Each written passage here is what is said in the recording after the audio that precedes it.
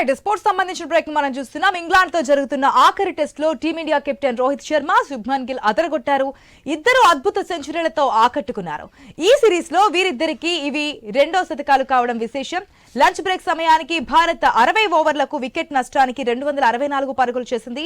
Bharat spin కు విలువెల్లాడిన England 218 పరుగులకే all out అయిన అదే పిచ్ పై రోహిత్ గిల్ భారీ షాట్లతో చెలరేగారు. ప్రత్యర్థి బౌలర్లకు ఏ మాత్రం అవకాశం ఇవ్వకుండా శతకాలు పూర్తి చేశారు. రోహిత్ 154 బంతుల్లో 13 ఫోర్లు 3 సిక్స్లతో సెంచరీ కొట్టగా, కాసేపటికే గిల్ 141 బంతుల్లో 10 ఫోర్లు 5 సిక్స్లతో శతకం సాధించాడు.